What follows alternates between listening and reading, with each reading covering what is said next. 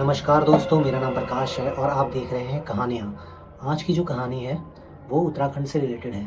जैसे हम local language में बात करते हैं कि किसी को भूत लग गया, प्रेत लग गया, इसी प्रकार से उत्तराखंड में हम लोग उसे मसान कहते हैं। तो इसी से रिलेटेड आज की जो कहानी है, आज की कहानी का शीर्षक है मसान। ठीक है, चलिए शुरू करते हैं।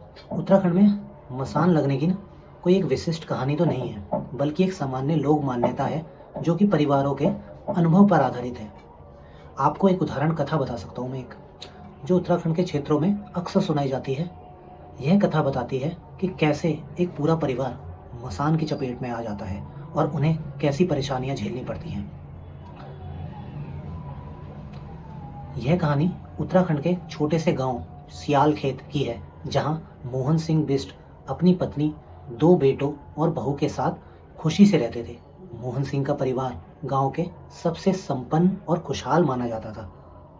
परेशानी तब शुरू हुई जब मोहन सिंह बिष्ट ने अपने पड़ोसी जगत राम की जमीन का एक छोटा सा टुकड़ा अधिक कीमत में खरीद लिया, और जो जगत राम था उसे मन ही मन जलता था मोहन सिंह से। कुछ हफ्तों बाद परिवार पर मुसीबतों का सिलसिला शुरू हो गया। किसके? मोहन सिंह के। मोहन सिंह का जो बड़ा बेटा था ना, वो शहर में नौकरी करता था। वो पता नहीं अचानक बीमार पड़ जाता है। डॉक्टर भी उसकी बीमारी पकड़ नहीं पाते हैं, लेकिन उसका बुखार उतर ही नहीं रहा था। डॉक्टरों को कितना दिखाया, कितनी दवाइयाँ कर ली, कहीं भी टेस्ट करा लिए, कुछ भी नहीं आ रहा, लेकिन उसका बुखार उतर ही नहीं रहा था। और उसकी सबसे अच्छी जो दुधारू भैंस थी ना मोहन सिंह की, वो भी अचानक रात को मर जाती है। और उसके अगली रात उसके सारे मुर्गियों का बाड़ा खाली मिलता है। घर में छोटी बड़ी बातों पर झगड़े स्टार्ट हो जाते हैं। मोहन सिंह की बहू को रात में रसोई में फुसफुसाने की आवाज आने लग जाती है। डर और संदेह धीरे धीरे पूरा परिवार आर्थिक और शारीरिक रूप से टूट रहा था। जब सारे इलाज फेल हो गए तो गांव के एक बुजुर्ग ने मोहन सिंह से बोला, अरे क्या दवाइयों में लगा हुआ है, क्या इन चीज़ों में लगा हुआ है? मुझे तो लगता है तुम लोगों पर किसी ने मसान छोड़ दिया है। यह ईर्ष्या का काम है। परिवार को याद आया कि उन्होंने जगत राम से जमीन खरीदी थी। वो अब हमेशा उनसे दूरी बनाकर रखता था। उसे संदेह हुआ कि यह सब जगत राम के ईर्ष्यायु मन का किया धरा है। जब पूरा परिवार पूरी तरह से निराश हो गया था तो मोहन सिंह की पत्नी ने सुझाव दिया कि वे दूर गांव में रहने वाले एक प्रसिद्ध जागरिया वो होता है जो जागर लगाता है, उसके पास जाएंगे। ठीक है, अब जागर क्या होता है?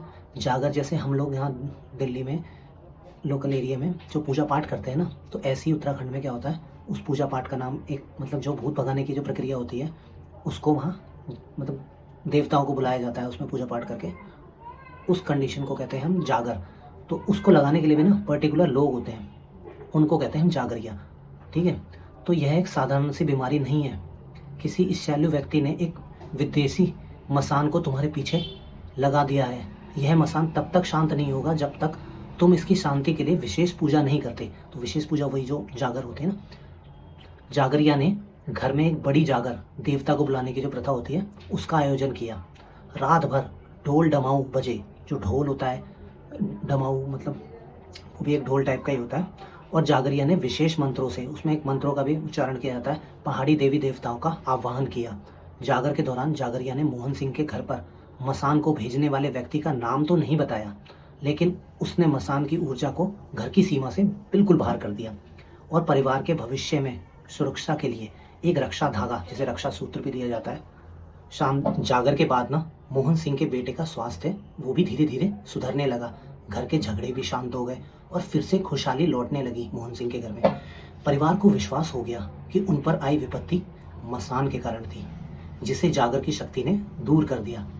यह कथा उत्तराखंड के ग्रामीण क्षेत्रों में व्याप्त उस गहरे विश्वास को दर्शाती है जहां लोग बीमारियों और विपत्ति को सिर्फ चिकित्सा से नहीं बल्कि लोक मान्यताओं और आध्यात्मिक शक्तियों से भी जोड़ते हैं। ठीक है दोस्तों, अगर आपको भी और कहानियाँ सुनने का शौक है तो आप इस चैनल से जुड़ सकते हैं और इसको सब्सक्राइब कर सकते हैं।